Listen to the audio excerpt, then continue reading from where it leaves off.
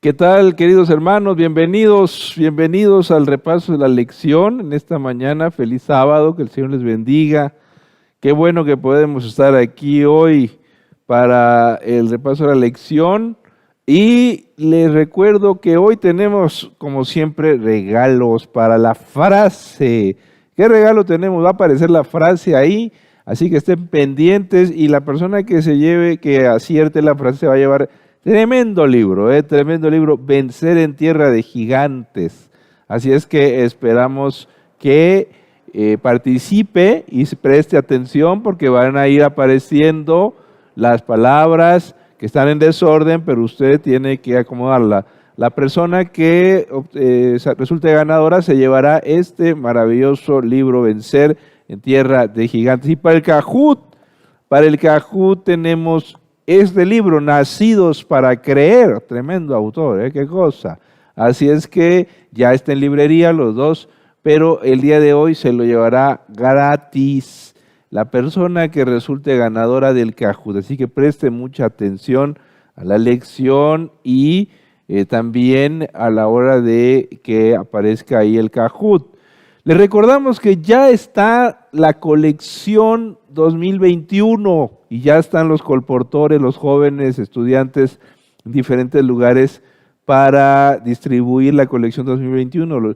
El libro se llama Que tu alimento sea tu medicina, una obra hecha aquí totalmente en México, así que esperamos que todos puedan apoyarnos. Les recordamos que queremos apoyar a un colportor estudiante cada semana.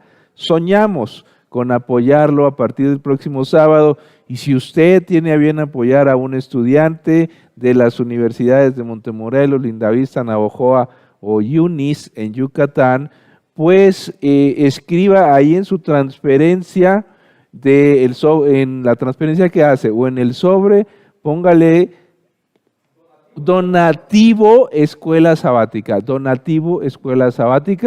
y de esa manera el tesorero va a darnos los recursos para apoyar a algún colportor de una de estas universidades. Les recuerdo, hermanos, que 800 estudiantes dependen del colportaje para continuar sus estudios en las universidades adventistas. Así que ayúdenos para comprometernos con ellos. Esta iglesia Narvarte es una iglesia comprometida con los colportores y siempre lo reconocemos, que hemos ayudado a muchos muchachos el año pasado, el curso pasado, pero queremos seguirlos apoyando ahora con la nueva colección y seguirla obsequiando aquí en el Kahoot, así que esperamos que ustedes tengan a bien seguirnos apoyando. Muy bien, pues vamos a pasar al estudio de la lección de esta semana, la ley del pacto, y el versículo de memoria se encuentra en Deuteronomio capítulo 7, versículo 9, y dice así: conoce pues, esta palabra es muy importante, que no da tiempo de hacer análisis tan profundo. Conoce pues, date cuenta, también se puede traducir yadá como date cuenta, conoce a profundidad, que Jehová tu Dios es Dios fiel. Y nada más la cantidad de veces que aparece repetida esta palabra. Que Jehová tu Dios es Dios fiel, que guarda el pacto y la misericordia a los que le aman y guardan sus mandamientos hasta 1000 generaciones.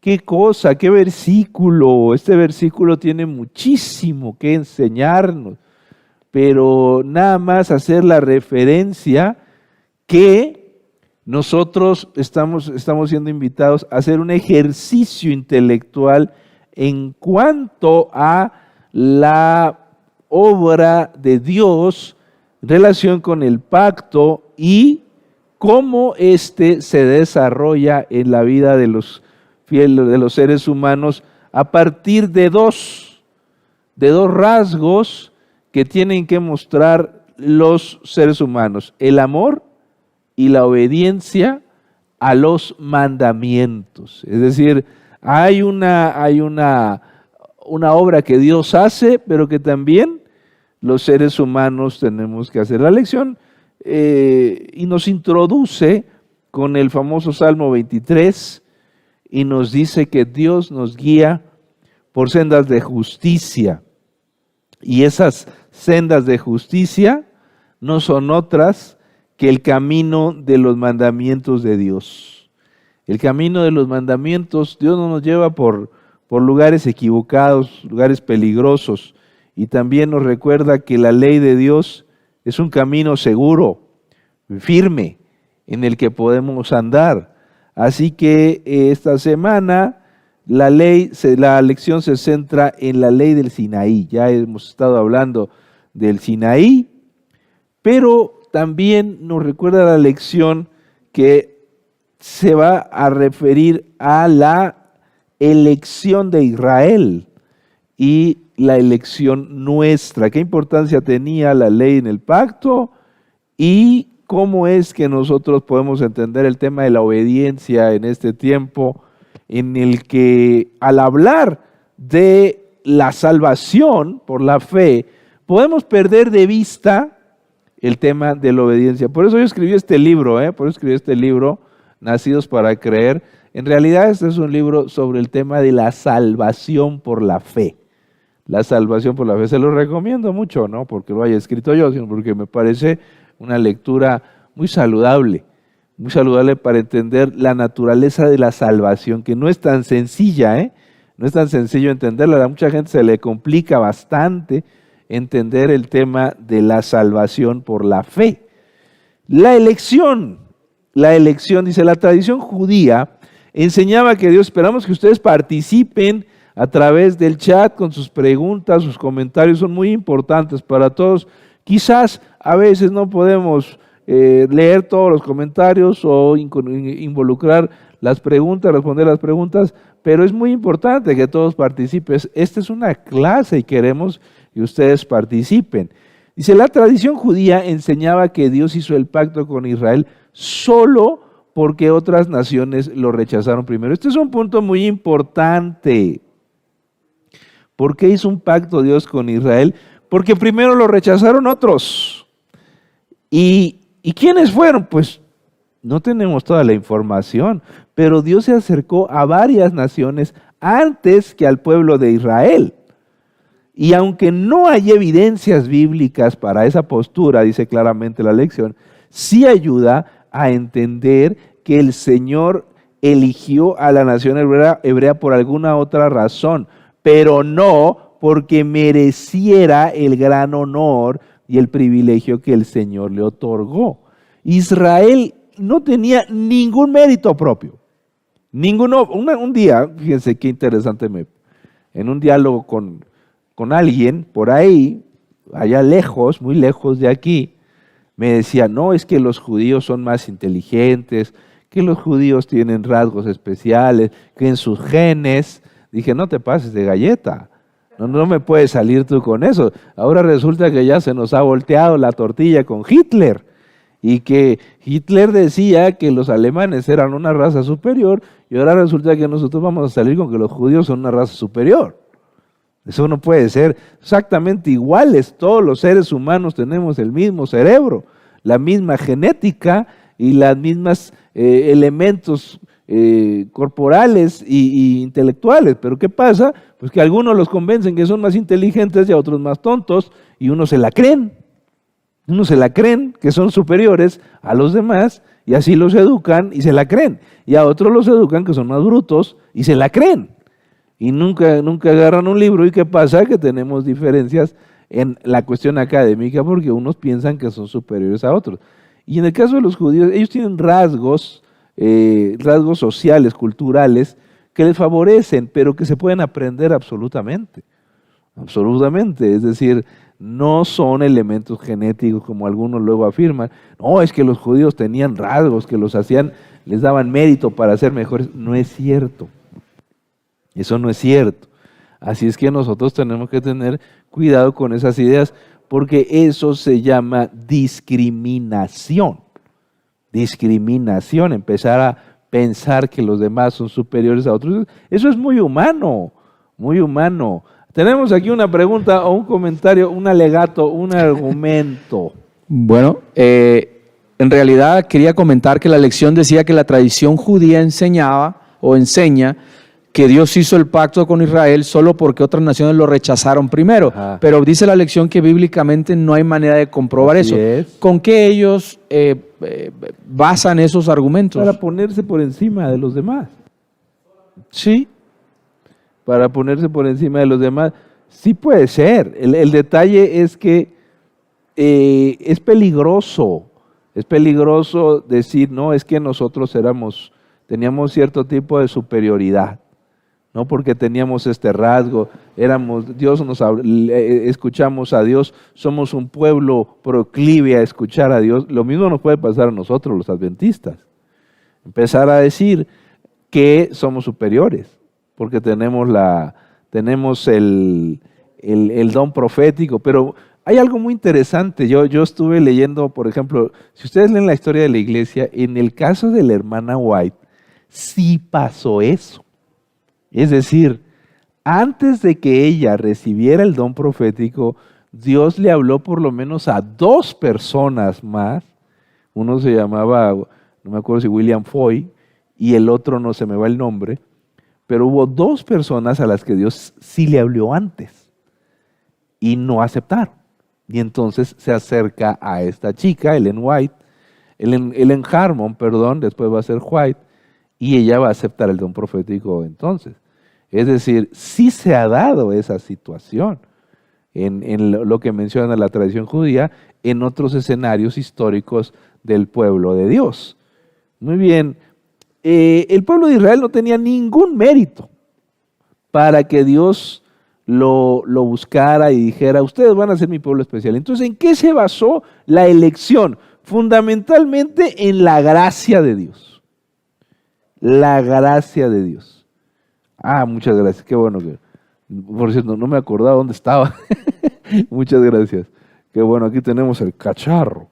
En la gracia de Dios se fundamentó la elección. Es como nosotros, dice la Biblia, no me elegisteis vosotros a mí, sino que yo os elegí a vosotros. ¿Por qué nos eligió Dios? Por gracia. No tenemos méritos para que Dios nos haya elegido.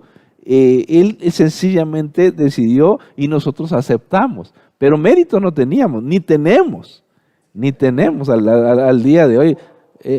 No, por si alguien piensa, no, pues es que yo soy adventista de pedigrí, yo pertenezco a una familia real de las de Narvarte. No, aquí no hay familia real, uno que otro de vez en cuando, ¿no? Pero aquí somos iguales todos en Cristo Jesús. Queridos hermanos, entonces no podemos nosotros decir, no, pues es que yo merezco la salvación, merezco la gracia. No salgamos con esas puntadas porque se nos va a ir la olla, se nos va a ir la olla, hay que tener mucho cuidado.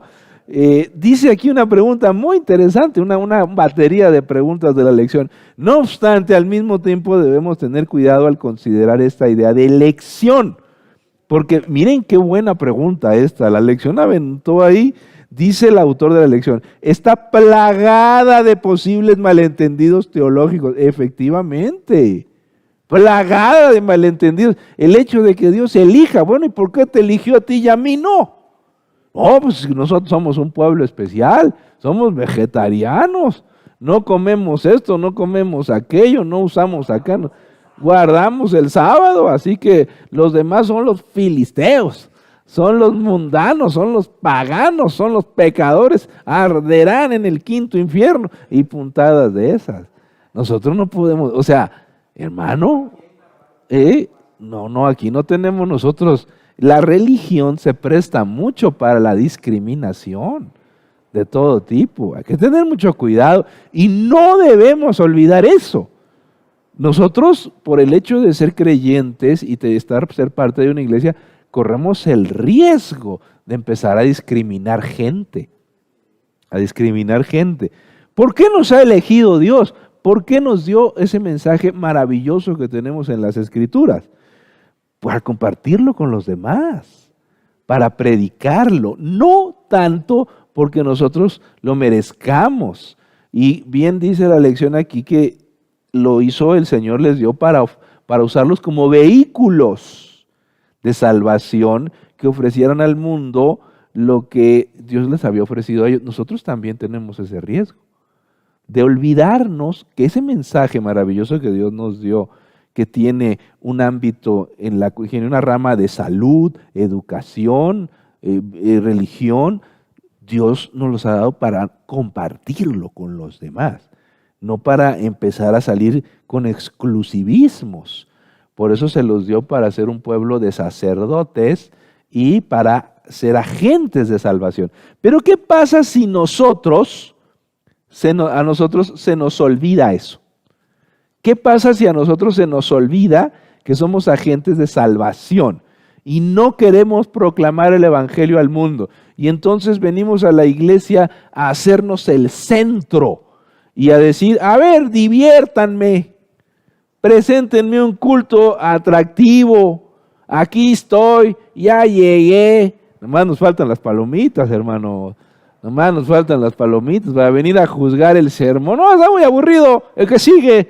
No, a ver, ¿quién va a predicar hoy? A ver si vale la pena sentar. Va a predicar el pastor. No, fuera, vámonos de aquí. No. Esto va a estar terrible. No, y luego se tira muchas pedradas y machaca gente. No.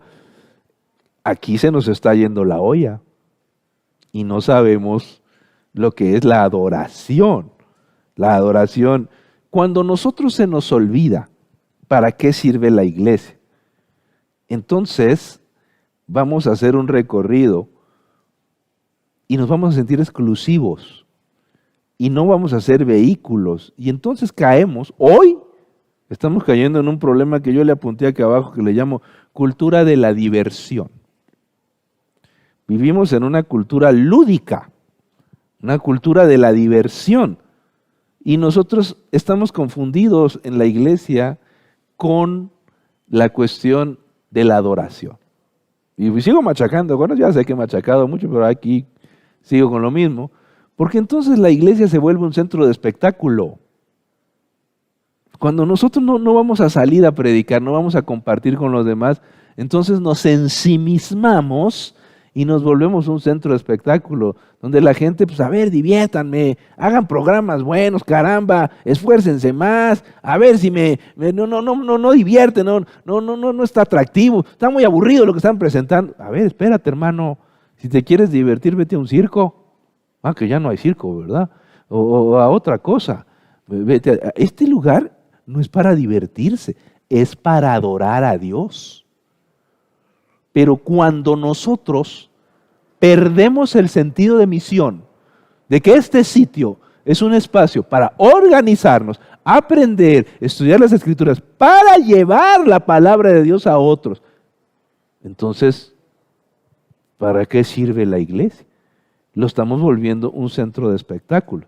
Y yo he dicho ya varias veces que si insistimos en seguir ese camino del centro de espectáculos, eso no satisface a nadie. Y además estamos siguiendo una tendencia sociológica. La época de ludopatía es una época contemporánea, es una característica de la sociedad contemporánea, y nos estamos acomodando a una época que va a terminar, que en algún momento los rasgos ludópatas de la sociedad se van a terminar. Pero, ¿y entonces nosotros qué vamos a hacer como iglesia? Nosotros tenemos una misión, no podemos perder la misión. Todos. Pero si insistimos en hacer de la iglesia un centro de espectáculo, un centro de diversión, un centro de entretenimiento y no un centro de predicación, creo que perdemos la misión. Y el pueblo de Israel la perdió con todos los rasgos que conlleva el mundo de la religión, con todos los rasgos que conlleva, que es muy complejo. ¿Tenemos una pregunta o un comentario? ¿Estamos en paz? No, hay un comentario de Artistic Wire. Él pregunta que en la primera sección del día domingo, ¿en qué libro viene lo del comentario que usted hizo en relación a lo de la hermana White, de que Dios fue la segunda o la tercera, pues. Hay que varios Dios... libros, ustedes pueden leer un libro que se llama Portadores de Luz, Portadores de Luz de Greenleaf, también en otro que se llama La mano de Dios al timón. Pero no viene ningún del espíritu de profecía. De los libros de la hermana White, no recuerdo, de los libros de la hermana White, no. Quizá en notas biográficas, quizás en notas biográficas, pero ella no fue la primera, seguro. Me parece que uno de los nombres es William Foy, estoy casi seguro de uno, del otro no recuerdo, pero por lo menos hubo dos antes de ella. Así, sí, uno era morenito, era afroamericano, así es, hermanos. Muy bien, pues, ¿tenemos otro comentario, otra pregunta? Avanzamos. Muy bien, hermanos, entonces, vamos a pasar a la siguiente parte. Lazos que unen. Dice también aquí la lección, y él os anunció su pacto, el cual mandó poner por obra, dice la Biblia, el cual mandó poner por obra los 10 mandamientos y los escribió en 2 tablas de piedra. Mandó poner por obra. ¿Qué cosa, ¿Qué cosa? Anunció el pacto para que lo obedezcan, para que lo lleven a la práctica, no para que esté ahí nada más de adorno, los 10 mandamientos, claramente.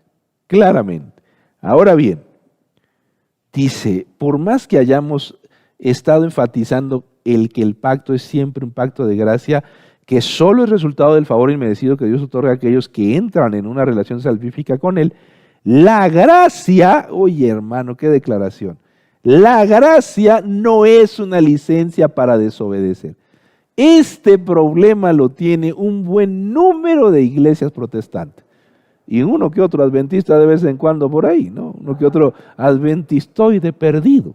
De vez en cuando creen que por el hecho de que la salvación es por gracia, pues mira, la obediencia no cuenta. Y no, nos estamos equivocando. Eso es lo que se llama gracia barata.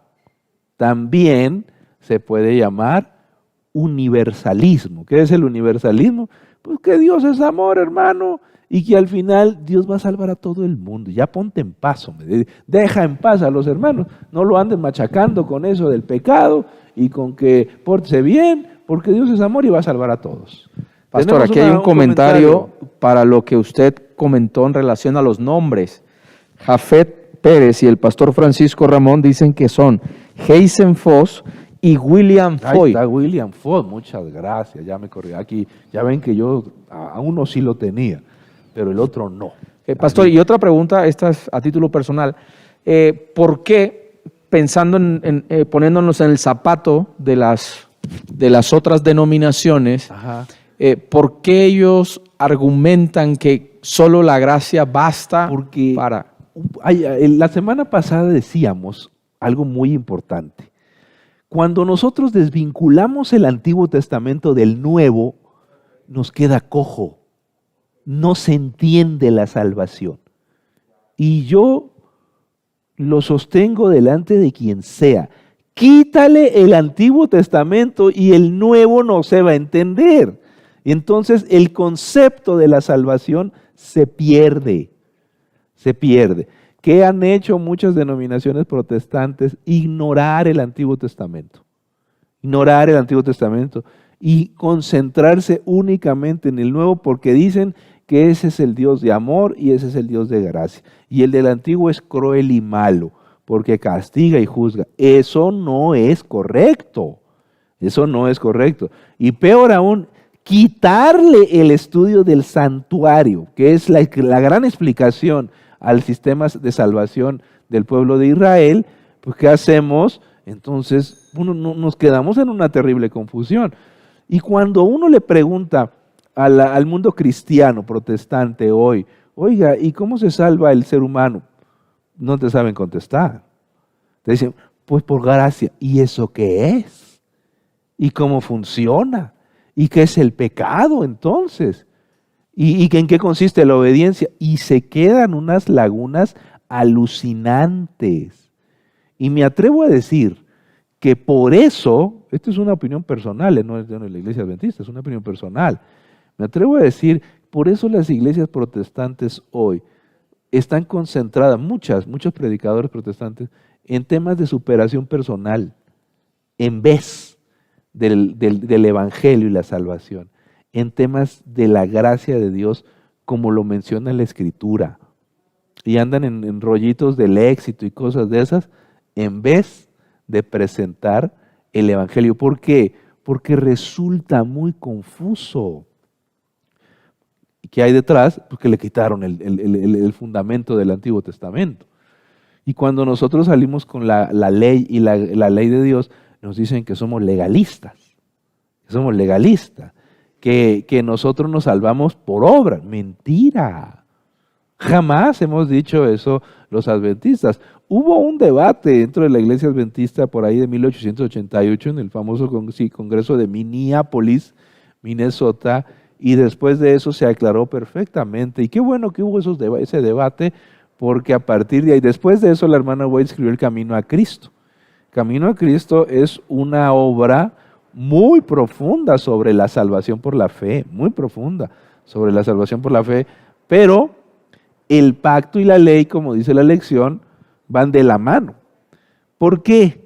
Porque nosotros no podemos decir que no importa la obediencia, que no pasa nada. Tiene que haber reglas, tiene que haber límites, la gente tiene que saber hasta dónde va a llegar. Tiene que haber reglas. En una casa donde no hay reglas, eso es un caos. En la casa tiene que haber horario. ¿A qué hora se levanta la gente? No, pues a la gente se levanta a las 6 de la mañana. ¿A qué hora se levantan los niños? Se tienen que levantar a las 6 de la mañana. Tiene que haber horario para desayunar. Tiene que haber horario para comer. No, la gente va a comer a la hora que le dé la gana. Tiene que haber horario para dormir. Imagínate que la gente, ¿a qué hora se duerme? A la hora que le da la gana al niño. No, el niño se duerme a las 3 de la mañana. Eso no puede ser. Adelante. Una pregunta. Sí, hay una pregunta. Dulce Sierva dice, una pregunta muy interesante. Los jóvenes adoran de forma muy diferente a como se hacía en los 80s. Ajá. Cultos parecidos a los de las iglesias juveniles entran en la cultura esta que usted mencionó del espectáculo. Sin duda. Nosotros, miren hermanos, yo comento estas cosas con toda la intención de fastidiar. Necesitamos hablar. No hablamos del tema, nada más murmuramos y decimos desde la ignorancia muchas cosas, pero ojalá nos sentemos a hablar desde la perspectiva musical, pero también desde la perspectiva histórica, desde la perspectiva filosófica, desde la perspectiva sociológica, por supuesto teológica, y sentar a hablar como gente civilizada y entender el contexto en el que vivimos. Porque decir, no, pues es que los millennials somos diferentes. Miren, a mí no me vengan a tocar las narices los millennials y su pandilla, por favor. No me vengan a tocar la nariz. Eso váyaselo a decir a usted a una persona ignorante. Pero yo por lo menos algo aprendido, algo aprendido. Porque la naturaleza humana no ha cambiado. No seamos ridículos. Es decir, una cosa es que haya prácticas, que haya reacciones. Y la otra es que digamos, no, pues es que ese tiene otra naturaleza porque nació del 2000 para acá. O sea, no, vamos a romper el esquema humano por una puntada. No. Los clásicos grecolatinos los seguimos leyendo porque reflejan la naturaleza humana y se escribieron hace 2500 años. El Quijote de la Mancha, que se escribió hace 400, nos pinta tal y como somos, a la edad que tengamos. Y vamos a decir que hemos cambiado mucho. Hermanos, por favor, seamos serios, Seamos serios, no toquemos narices. Yo Ok. no digo que no haya tendencias y formas y reacciones propias de una época, pero ya Salomón, con mucha sabiduría en el Eclesiastés, dijo, aquello que fue es, y lo que fue será. Dios hace que el pasado se repita. Los seres humanos reaccionamos de una manera muy parecida. Las tendencias posmodernas se han presentado a lo largo de la historia. Si no, lea el Eclesiastés. Ese es un libro con rasgos posmodernos, escrito hace más de 2000 años, no más, casi 3000 años. Sí, pastor, Así aquí hay, mire, se está desatando un poco aquí las preguntas. Muy bien. Hoy tenemos tiempo, Amén. Así Suelten al que toro. volvamos a hacer las preguntas. Dice Artistigua, ¿es probable que como cristianos enseñemos primero la ley antes que el amor de Dios? ¿Esto perjudica las maneras de actuar de un nuevo converso? Sí, sí es verdad. Muchos hermanos, sin la mala intención, hay que decirlo también, porque tampoco hay que juzgar a la gente. Sí, la gente pues enseña lo que le enseñaron, y a él le enseñaron que primero es el sábado y luego los 10 mandamientos y luego ve a la iglesia, y el tema del amor de Dios pues al final a veces. Entonces no lo hacen, yo creo que no lo hacen con la mala intención, pero sería mejor enseñar el amor de Dios primero. Juan 3:16 en eso déjenme decirles que los que hacemos, yo estoy haciendo una serie de doctrinas bíblicas y lo estoy considerando seriamente. Yo personalmente estoy preparando una serie de estudios bíblicos que más adelante se van a ofrecer, y en esa serie sí estamos considerando ese factor. Primero el amor de Dios, su presencia, y ya después lo que sigue. Aquí nuestro hermano Jafet y amigo, le mandamos un saludo. Dice una interesante pregunta en alusión a la adoración. Pero igual podemos introducir culturas positivas dentro de la adoración contemporánea. Es lógico que la forma de adoración no sea totalmente igual que hace 3 décadas. ¿Es así? Claro, es totalmente lógico. ¿Por qué? Porque somos diferentes. Los seres humanos, no me gusta usar el verbo evolucionar, ese verbo prefiero evitarlo. Pero los seres humanos nos acomodamos a la época en que vivimos y Dios nos encuentra donde estamos. Pero no podemos decir, a mí lo que no me gusta es que se diga, es que hoy somos diferentes a hace 100 años. No es cierto. Seguimos leyendo. La literatura es un buen ejemplo de que no es así.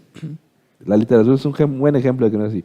Que tenemos otras circunstancias como los cacharros estos, pues lógicamente que no los teníamos hace 100, 200 años. Y que si en algo nos han influido, pues claro que nos han influido.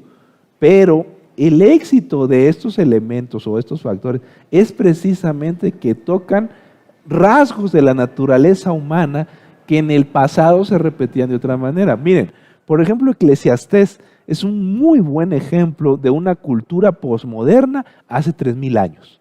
¿Qué quiere decir esto? Que no necesitas años, tiempos y épocas, sino condiciones sociales para que se reproduzcan ciertos rasgos en la naturaleza humana.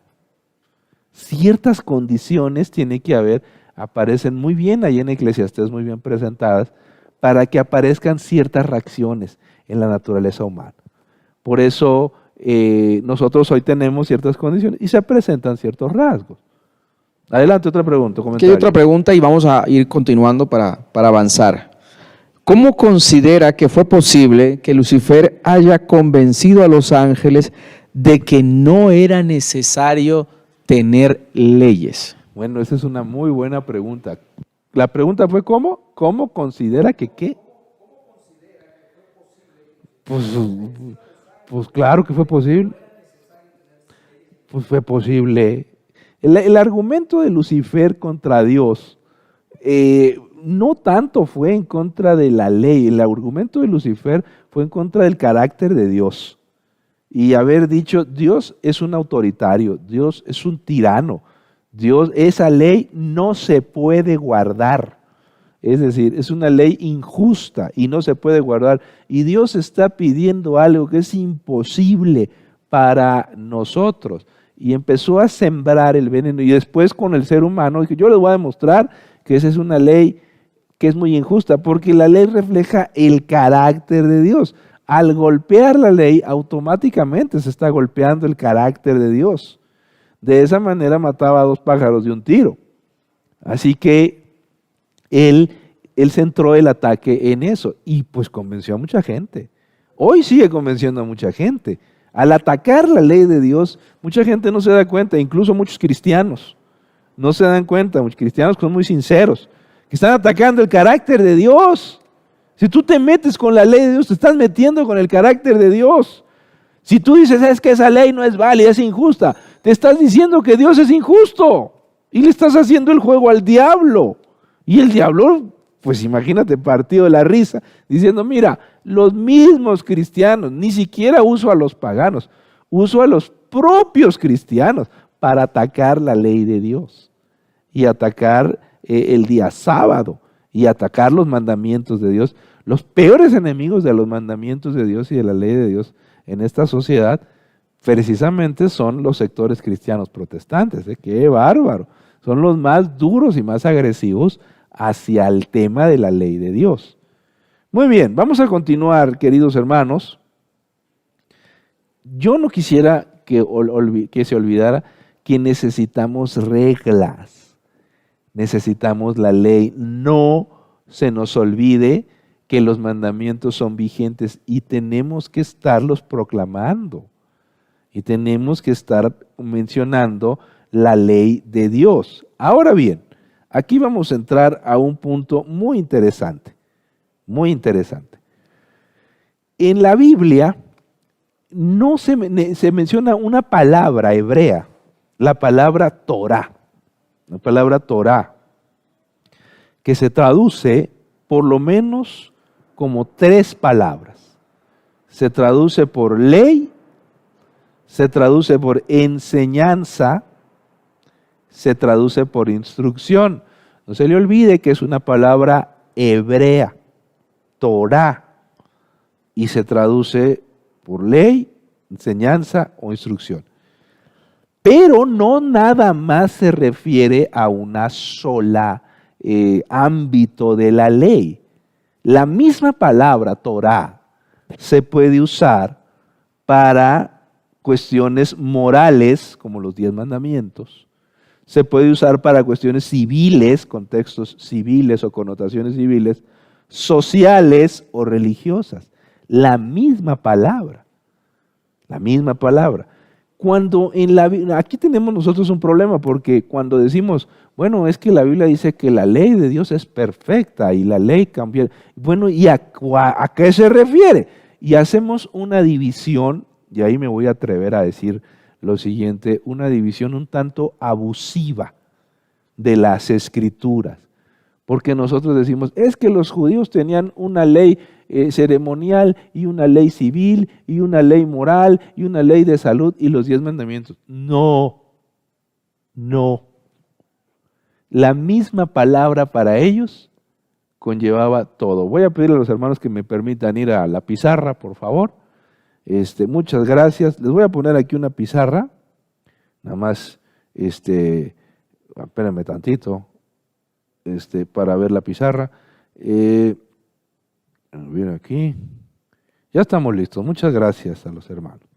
Mire, nosotros tenemos aquí los 10 mandamientos.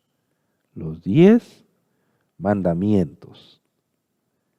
Que estos son los principios de Dios. Los principios de Dios. Luego la gente se queja de mi letra. Dice, qué feo escribo. Pero bueno, ni modo.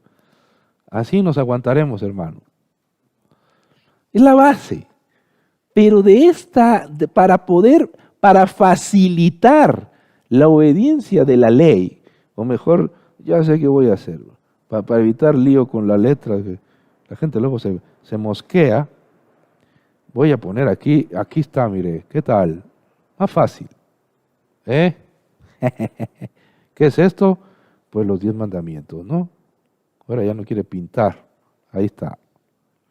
Para entenderlos, para poder llevar a cabo los 10 mandamientos, para llevarlos a la acción, ¿qué va a hacer Dios? va a especificar la observancia de los 10 mandamientos en el ámbito civil, en el ámbito de la salud, en el ámbito de moral, en el ámbito social, y lo va a especificar a través de una legislación local que se adaptaba a un pueblo, el pueblo hebreo, y que evidentemente el pueblo hebreo lo entendía mejor en su cultura. Cuando viene Jesús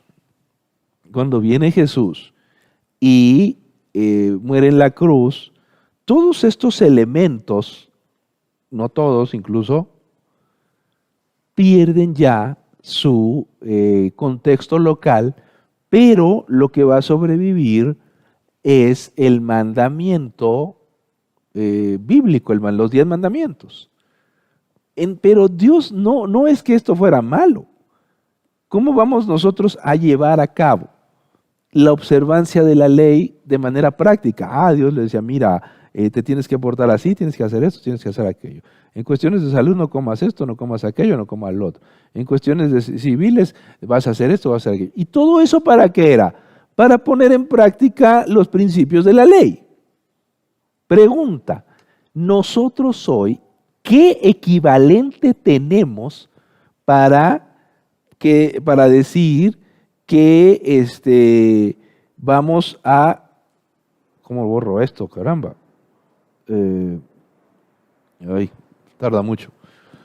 ¿Qué podemos decir nosotros? ¿Qué equivalente tenemos para guardar, para facilitar la comprensión de los 10 mandamientos?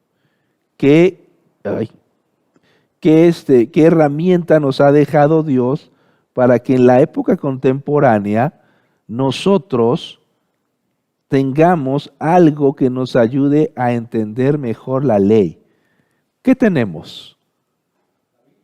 Tenemos la Biblia, sí, pero ¿qué consejos específicos se nos han dejado para que en esta época nosotros llevemos a la práctica de una manera muy sencilla los principios de la ley de Dios?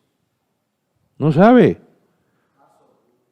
Pues los escritos de la hermana White. Los escritos de la hermana White. ¿Qué son los escritos de la hermana White? Los escritos de la hermana White no son otra cosa que consejos para llevar a la práctica los principios de la ley en cuestiones muy específicas para la época contemporánea, para la época en la que nosotros vivimos. Nosotros vivimos en un momento histórico particular en la que los consejos de la hermana White facilitan la obediencia a los 10 mandamientos de una manera muy práctica. No podemos cometer la torpeza de decir que los escritos de Ellen White sustituyen los principios bíblicos o de la ley de Dios. No vamos a decir semejante disparate. O que están por encima. No, tampoco, por favor.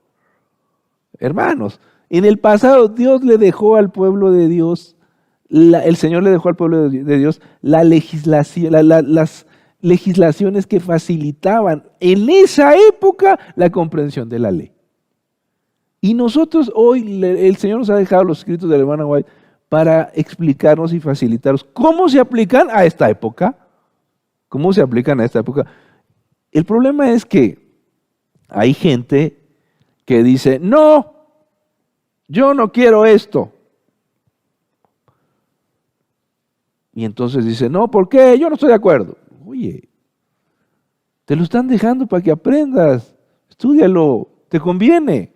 Y hay otros que dicen, no, esto está por encima de la ley de Dios. Y los utiliza como si fuera superiores a la palabra. Y eso no está bien, ¿eh? Ya nos vamos a parecer a los mormones al rato. Entonces, ¿qué tienen su profeta? Que ellos dicen que está por encima de todo. Y nosotros no podemos decir eso. Tenemos esa tentación, pero mucho cuidado. Pastor, en relación relación a lo que está comentando de Elena White, hay muchos adventistas, obviamente aquí no, ¿verdad? Pero hay muchos adventistas que no creen en Elena de White, en el don profético. Pues es una pena, es una pena. Ahora, si me preguntan a mí, oiga, ¿es necesaria la hermana White para salvarse? No, nada más Jesús es necesario para salvarse.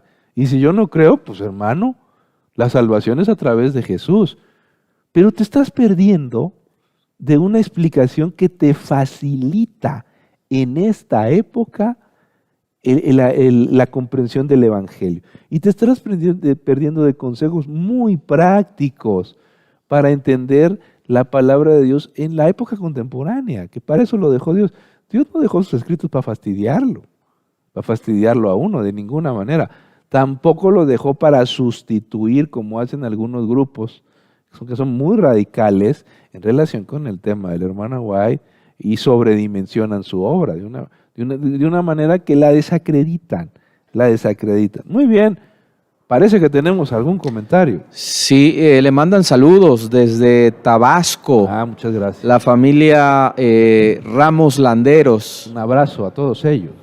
Dice el hermano Jaime Otoniel de la Fuente Morón, la ley de Dios se manifiesta como la imagen de Él en el corazón de los seres creados. Sí, claro, la ley de Dios es el carácter de Dios, una representación de su carácter. Por eso hay que tener mucho cuidado con meterse con la ley de Dios. No es cualquier cosa, no es algo menor, Aquí hay una interesante otra pregunta, dice Daniel Corona, ¿podríamos decir hoy en día que la Torá es la Biblia completa? Esa es una interpretación correcta. Es una interpretación absolutamente correcta. Por ejemplo, cuando dice Salmo 1, bienaventurado el varón que no anduvo en consejo de malos, sino que en la ley de Jehová está su delicia. Ahí la palabra ley se refiere a toda la Biblia, se refiere a todas las escrituras. Torá, en hebreo dices Torá. Entonces, el tema es que nosotros luego en el castellano, por eso ayudan los diccionarios bíblicos, para darnos el contexto general. Nosotros a veces en nuestra época, para facilitar el tema de los 10 mandamientos, porque estamos muy contaminados por tanto ataque que han tenido un sector del mundo protestante contra la ley de Dios, decimos, no, es que esta es la ley ceremonial, y esta es la ley moral. Para los pensadores bíblicos esa división no existía. La salvación no era por obras, era por fe. Y ellos no hacían esas divisiones. Ellos tenían muy en claro que la obediencia a Dios era una práctica integral en sus vidas.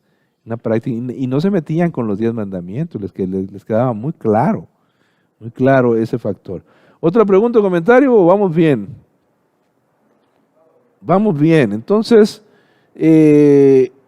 ¿por qué le dio tantas instrucciones? Es que son muchas reglas, son muchas leyes. Mejor, hermano, pero no es que todo depende de cómo se presentan las normas, cómo se presentan las reglas. Y aquí los papás tenemos que ser listos. En el caso de los niños, hay algunos papás que llenan de prohibiciones a los niños, pero hay que ser sabios. Por eso Dios nos dejó 10 mandamientos, nada más, 10. El problema es que los judíos desgraciaron ahí las 600, más de 600 leyes, imagínense. Pero eso no fue Dios, esos fueron los judíos. Solo al sábado le metieron 39, solo al sábado. A veces pienso yo que los adventistas ya pasamos las 39, hermanos, y vamos por más. Claro, aquí no, ¿verdad? Aquí en Narvarte nada, no, allá lejos de la gente mala, la condenada, allá sí tienen más, pero al sábado, ¿qué disparates no se dicen del sábado? Oiga, que si no se puede hacer esto, no se puede hacer aquello, no se puede hacer lo otro. Yo he recorrido varios lugares y he visto cada locura, que el sábado no se puede hacer esto, aquello. Oye, pues no se puede hacer nada entonces. Y lo único que se debe hacer, eso no lo hace. Porque la Biblia dice, acuérdate del sábado, ¿para qué? Santificarlo. Pues eso no lo hacen, Ya. eso no lo hacen. Pastor, ¿cuál es el propósito por el cual Dios entrega esta ley? O sea, para nosotros hoy, porque yo creo que, no sé, al igual compartimos propósito cuando fue con los judíos, más otras cosas en aquella Claro. época, porque venían de una edad de 400 años de vivir en un país idólatra, ¿no? La ley de Dios es una herramienta pedagógica para reflejar quiénes somos, para reflejar el carácter de Dios, para reflejar el estándar de santidad divino y para llevarnos a Cristo. Es decir, la ley misma, dice la Biblia, es como un espejo. Te refleja cómo estás. Es que yo veo los 10 mandamientos, pastor, y soy malo, no los guardo. Amén, hermano. ¿Qué hay que hacer? Bienvenido al club. ¿Qué hay que hacer? Ir a Cristo. Si la ley me refleja sucio, necesito jabón. ¿Y dónde está el jabón? Es Jesús. No voy a maldecir la ley porque me refleja como soy. Voy a ir a Cristo para que me transforme. Y una vez transformado, la ley me va a reflejar limpio, en función por los méritos de Cristo, que me ha limpiado, me ha transformado. Esa es la función. La ley no cambia a nadie, la ley refleja lo que tú eres. Y es una función pedagógica. La Biblia dice, lo llama paidagogos, que quiere decir pedagogo. Ayo lo traduce la Reina Valera del 95-60. Ayo, fue nuestro ayo para llevarnos a Cristo. Pero ese pedagogo no es otra cosa que un maestro que lleva de la mano al niño a Jesús. Es lo que quiere decir la palabra de Dios. Entonces, por eso nos la dio. No es nuestra enemiga la ley de Dios. No, hay que quitarla. No, ¿cómo la vamos a quitar? Si la quitamos, vamos a suponer que quitamos la ley de Dios, que ya no haya ley. ¿Cómo definimos el pecado ahora? Si el pecado, una de sus connotaciones es que es la infracción de la ley. Quita la ley y entonces, ¿y qué haces con el pecado? No, porque ya no hay pecado. Ya no hay pecado tampoco. Y ahora, entonces, ¿qué es la justicia? ¿Cómo se desarrolla la justicia? ¿En función de qué se justifica uno? Pues el pecado, pues ya quitaste el pecado, porque ya quitaste la ley. No se nos vuelve un lío. Un lío. Y al final estamos golpeando el carácter de Dios. El carácter de Dios. ¿Cuánto tiempo nos queda?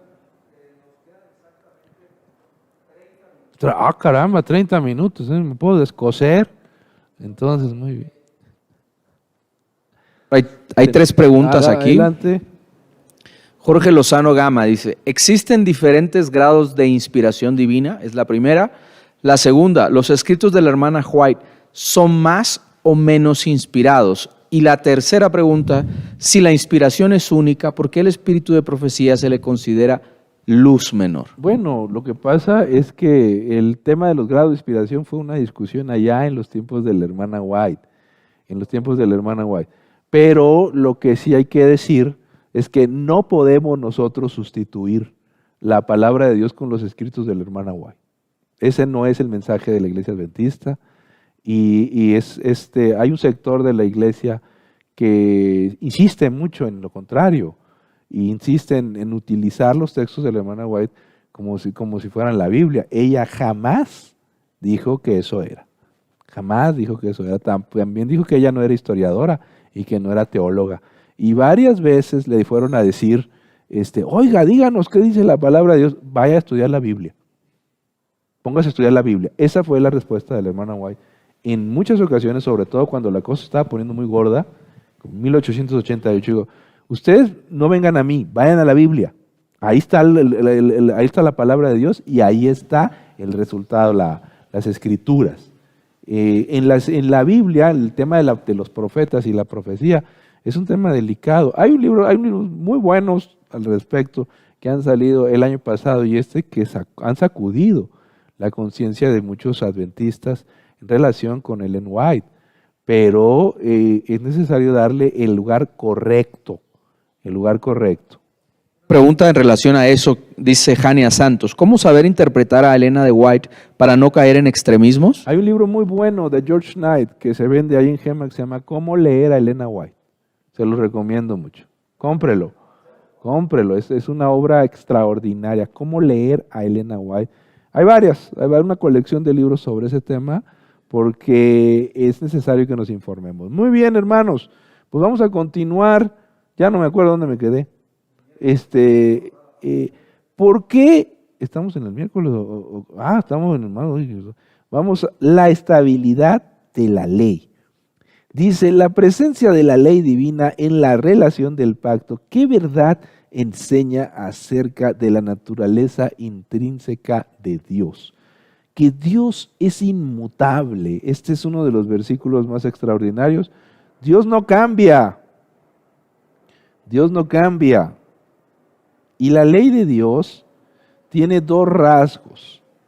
La ley de Dios, por un lado, es inmutable y por otro lado, es universal.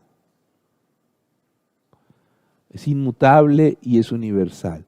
Esos rasgos son extraordinarios que reflejan la naturaleza de Dios. La ley de Dios no cambia. No, pero y aquí es donde otra vez nos ayuda el tema de la naturaleza humana. Para los que luego dicen, no, pues es que hoy somos diferentes. No, señores.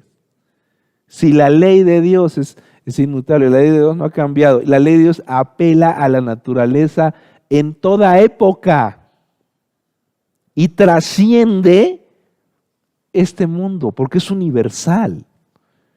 Eso significa que los seres humanos tenemos un esquema mental que no se modifica.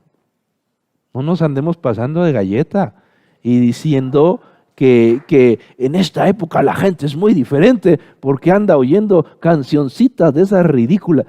En esta época la gente es más bruta, eso seguro.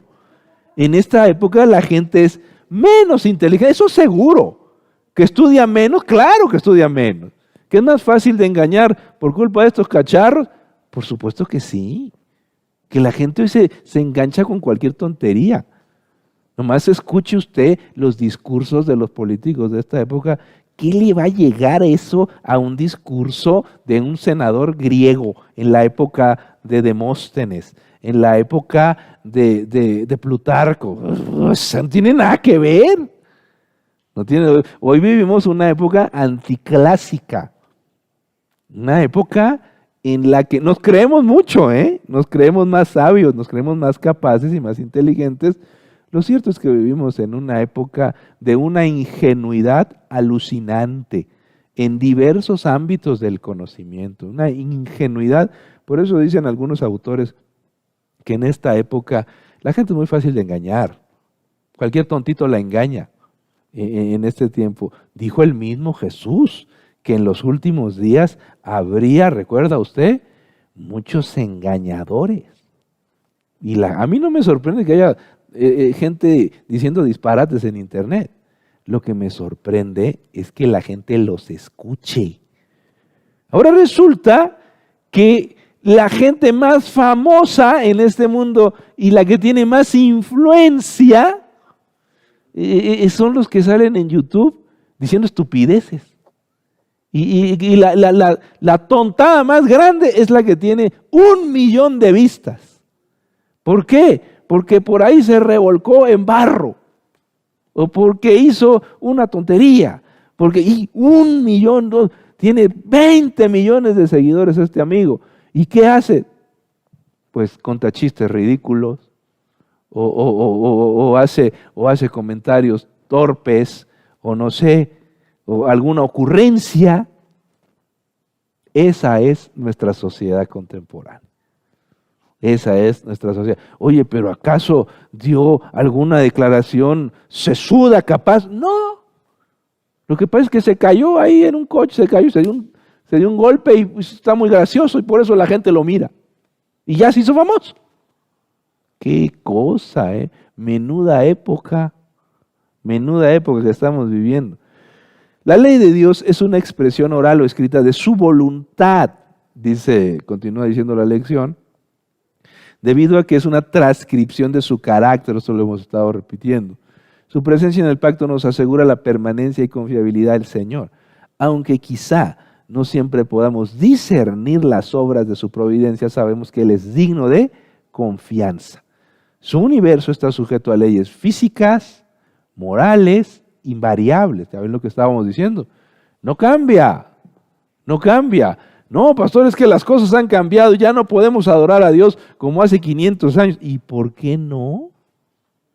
Si la ley de Dios no ha cambiado. Es que hoy somos diferentes ¿en qué? ¿En qué? A ver, explícame. ¿En qué cosa hemos cambiado? Que tengamos algunas reacciones temporales no quiere decir que ya por eso nos cambiaron el esquema mental. Eso es un discursito medio simpático que traen algunos. Luego dice, este hecho nos da verdadera libertad y seguridad. Si nosotros salimos con es que somos diferentes, automáticamente vamos a decir, no, es que la Biblia ya es un libro viejo, antiguo, que no vale para este tiempo. Mentira. Totalmente falso.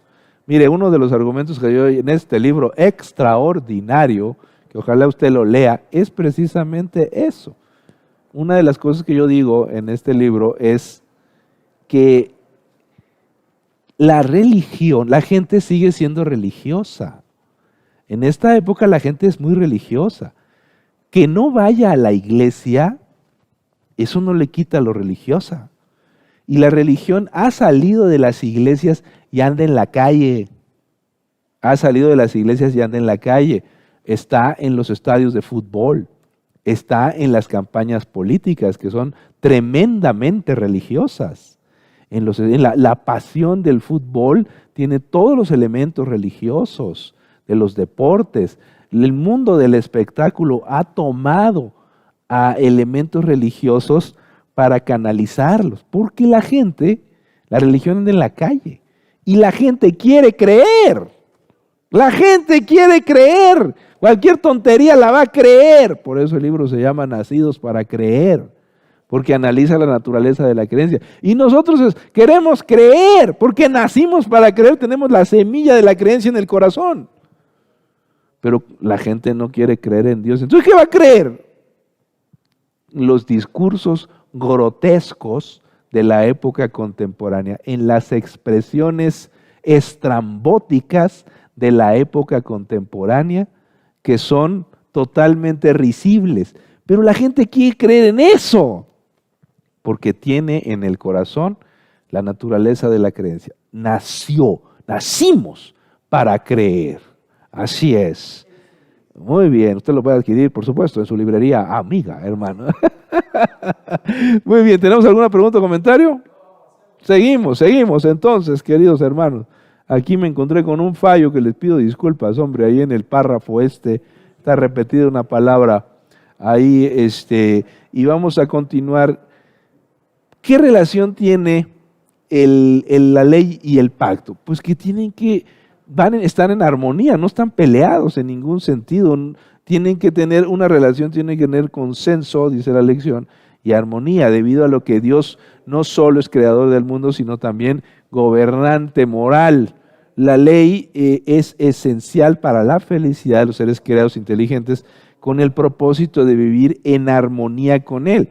Y la ley de Dios, yo lo he mencionado ya en otros casos, en otros momentos, la ley de Dios no se puede reducir a la cuestión humana. A ver, hermano, ayúdeme aquí con la pantalla porque voy a mostrar un aspecto. Muchas gracias. La ley de Dios no se puede reducir a la cuestión humana. Ahora ya estamos listos, gracias. Mire, dice el Diccionario Bíblico Adventista, la página 323, lo siguiente: los principios enunciados por los 10 mandamientos son eternos, porque se basan en el carácter de Dios. Y ojo con esta declaración, que está basada en unas declaraciones de la hermana White. Pero la forma de estos principios, o sea, la redacción del decálogo que aparece en Éxodo 20 y Deuteronomio 5 estaba adaptada a la comprensión e instrucción de los hombres en su estado de pecaminosidad, muy importante, y natural inconformidad a la voluntad divina. ¿Qué quiere decir? Que lo que tenemos nosotros en Éxodo 20, del 8 al 11 y Deuteronomio 5, es una adaptación humana a los principios de la ley de Dios. ¿Cómo? ¿Qué está diciendo usted, pastor? Pues lo que está oyendo usted, hermano. Mire, aquí leo el comentario bíblico adventista, tomo 1, página 118. Esta es una cita de Ellen White, que está en Special Testimonies 15 del 4 del 1886, o lo puede buscar usted en el comentario bíblico, tomo 1. La ley de Dios, el destacado este es mío, la ley de Dios existía antes de que el hombre fuera creado. Eso es un tema que yo manejo, que me encanta. Y otra vez, Ellen White dice, estaba adaptada a la condición de seres santos.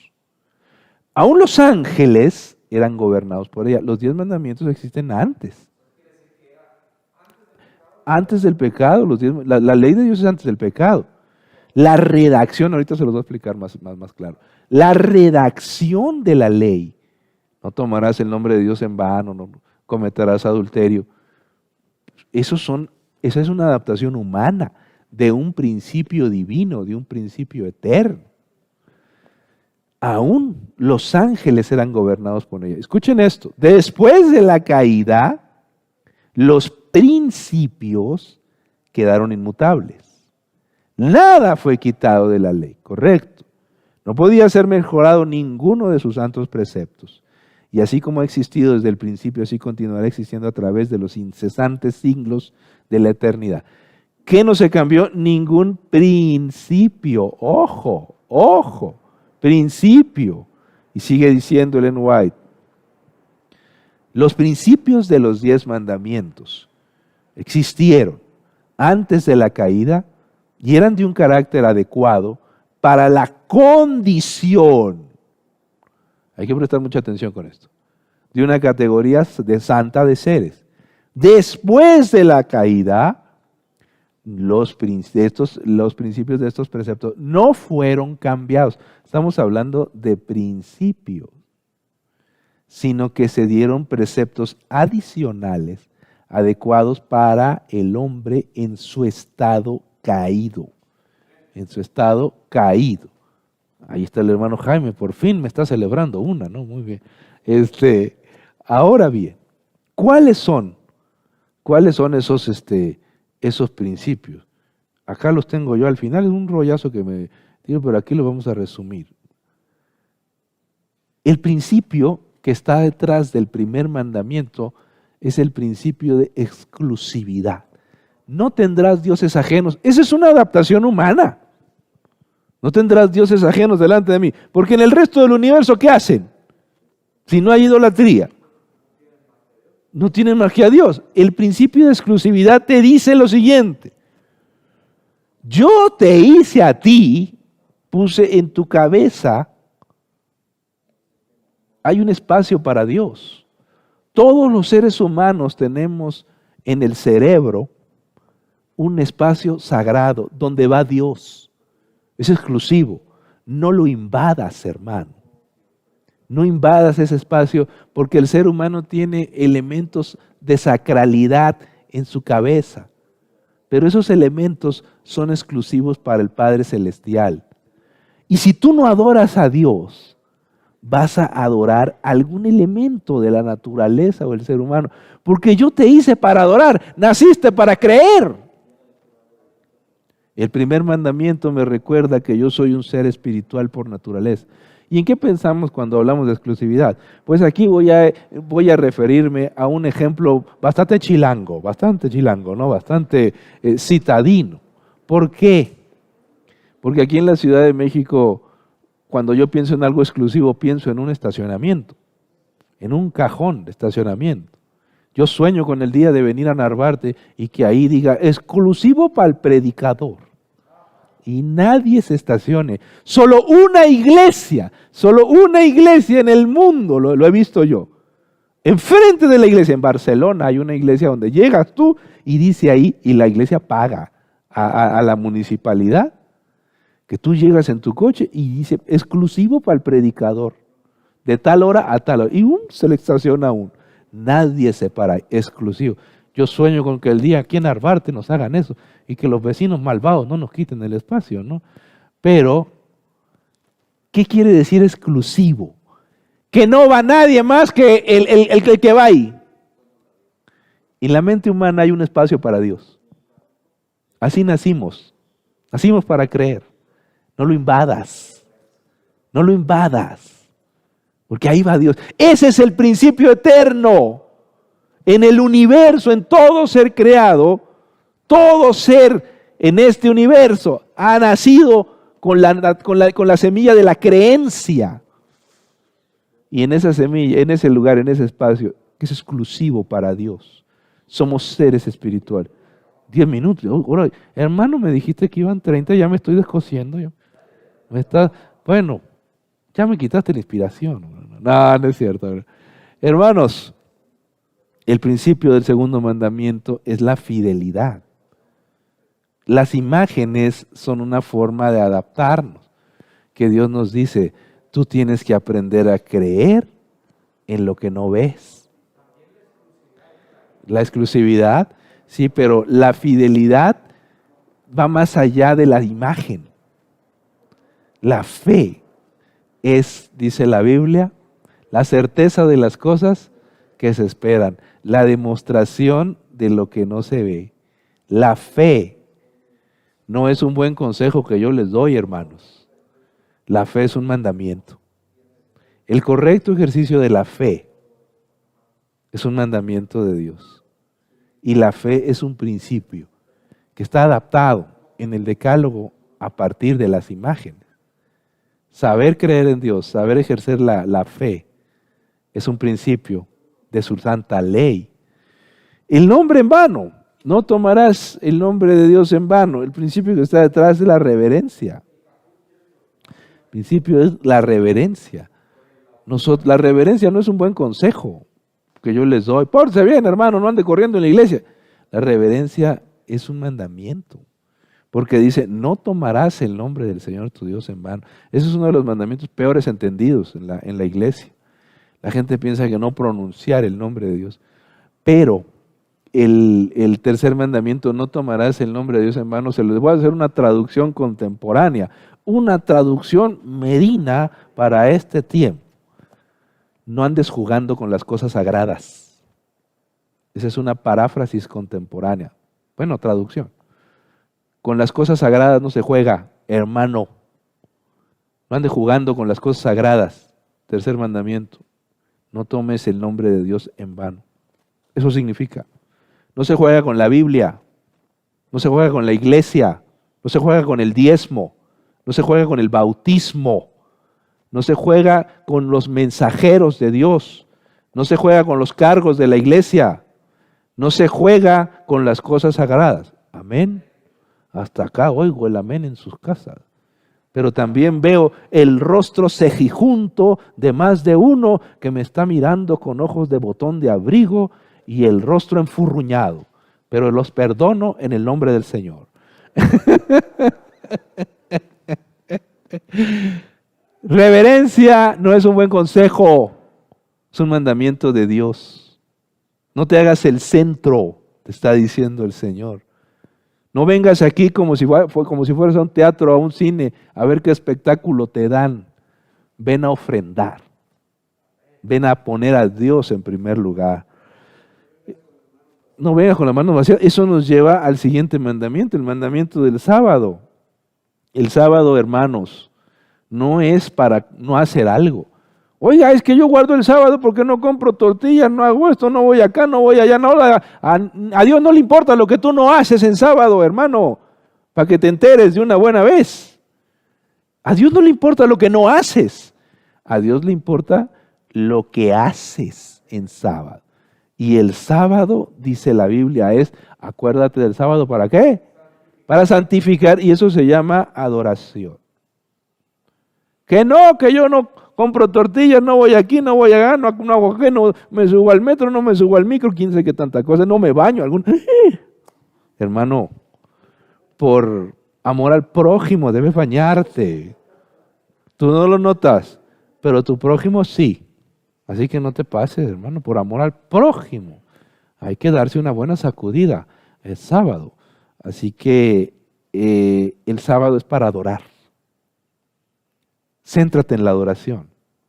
No te centres en los calcetines del pastor, ni te centres en cómo viene vestida la hermana, o cómo el programa, o qué hicieron acá. Tú céntrate en adorar a Dios. El sábado es para adorar. Aunque estemos en casa, tenemos que estar adorando a Dios. Amén. Más de un pecador en este momento ha tumbado en la cama. ¿Qué es eso? Párate, hombre. Ya te hago en la cabeza, aunque sea meter la cabeza en una cubeta, pero adora a Dios, hermano. Sé respetuoso. Aunque estemos de manera virtual, este es un acto de adoración. No es un acto de entretenimiento. Honra a tu padre y a tu madre. El principio que está detrás es el respeto a la autoridad. Respeto a la autoridad. Nosotros tenemos que aprender a respetar a la autoridad, porque si no aprendemos a respetar a las autoridades terrenales, no vamos a respetar a las autoridades celestiales. Tenemos que respetar a los padres. Todos los niños, los jóvenes tienen que respetar a los padres. Y cuando llegue la edad, no necesariamente tienes que estar de acuerdo con ellos cuando ya eres mayor de edad, pero nunca les pierdas el respeto. Nunca les pierdas el respeto. Un niño que no respeta a sus padres no va a respetar a Dios. Hay que respetar a los maestros. Hay que respetar a los maestros. Un niño que no respeta al maestro no va a aprender. Hay que respetar a la policía. Hay que respetar a la autoridad. Hay que respetar al gobierno, del partido que sea. Podemos no estar de acuerdo con él y ahora que venga a las urnas, ahí diga lo que le dé la gana, como usted y su conciencia lo tenga.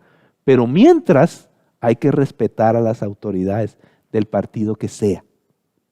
En la iglesia no tenemos ninguna inclinación, pero nosotros tenemos que respetar. Sí estamos llamados a respetar el principio bíblico que dice que tenemos que adorar a Dios y honrar al rey. Es decir, hermano, tenemos que respetar a la autoridad del partido que sea.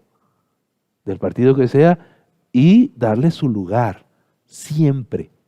Tenemos una opinión diferente, no estamos obligados a tener la misma opinión y estar de acuerdo. Pero ahora cuando vengan la urna, ahí se dicen las cosas. No andar en la calle tirando pedradas. ¿Qué es eso? ¿Qué es eso? Respeto a la autoridad. No matarás. El principio que está detrás es preservación de la vida. Si ustedes se fijan, los mandamientos son adaptaciones humanas. Adaptaciones humanas, hay que preservar la vida, nosotros estamos a favor de la vida. Algunas personas dicen, oiga, ¿y dónde está eso de la salud en los 10 mandamientos? Pues te lo presento en el número 6, ¿cómo la ves? En el mandamiento número 6, Dios nos dice, hay que cuidar la salud, hermano. En vez de andarte matando, te están matando con esa alimentación que lleva, puro refresco, pura papita, cochinada, mugrero, todo eso te destruye la salud. Duerme bien, hermano, deja de estar ahí con el cacharro a las 2 de la mañana. Coma verduras y frutas, como dicen los anuncios, ¿no? Pero tiene que cuidar la salud. Cuidar la salud no es un buen consejo, es un mandamiento de Dios. No lo olvide. No cometerás adulterio. Aquí, por ejemplo, pues en el cielo, en el universo, el tema del adulterio es completamente humano. Al matrimonio humano, por eso es una adaptación. ¿Qué nos dice Dios? Cuida la cabeza, no le meta basura, escoja bien su música, escoja sus películas, escoja su tele que ve, no la llene de basura, lea libros edificantes como estos, buenísimos, buenísimos. No robarás, el mandamiento que está detrás es la integridad. Hermano, sé íntegro. No te estés robando, no tomes lo que no es tuyo, en ningún ámbito. No te acostumbres a tomar lo que no es tuyo, ni a abusar de lo que no te pertenece. Decir la verdad. Hay gente que dice, pastor, es que hay mentiras blancas, mentiras piadosas. La gente que usa eso es la que es muy chismosa y no deja de hablar. No necesita uno andar diciendo mentiras blancas. Cállate, hermano. Dice la Biblia, sea vuestro hablar, sí, sí, no, no. Así que lo demás es puro pecado, dice la palabra de Dios. Y aprender a disfrutar lo que uno tiene. El principio de satisfacción. Sé feliz con lo que tienes. Eres hombre. Dale gracias a Dios que eres varón. No ande codiciando ser mujer. Es mujer. Dele gracias a Dios. No ande codiciando ser hombre. El principio del 10º mandamiento es: no codiciarás lo que no tienes, lo que no eres. No ande queriendo ser lo que no es. El 10º mandamiento nos dice: aprende a ser feliz con lo que tienes. Aprende a disfrutar la vida que tiene. Tiene una mujer, pues no ande codiciando a la vecina. Tiene un hombre, no quiera al compañero de trabajo. Compórtese. Pastor, es que el otro está más guapo. Pues sí, pero tú escogiste a este. Así que a ver cómo le haces para buscarle el lado bueno. Así que, hermanos, importante sentirse satisfecho. Muchas gracias, queridos hermanos, en esta mañana por haber compartido con nosotros la lección. ¿Tenemos ganador de la frase? ¿Tenemos ganador de la frase ya? ¿O ya terminaron todas las palabras? A ver, faltan palabras. Ahí están las últimas ya. Aquí están las últimas.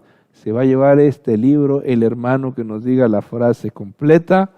El hermano que se va a llevar, ahí están ya de las últimas. ¿Cuántas faltan? ¿Una más?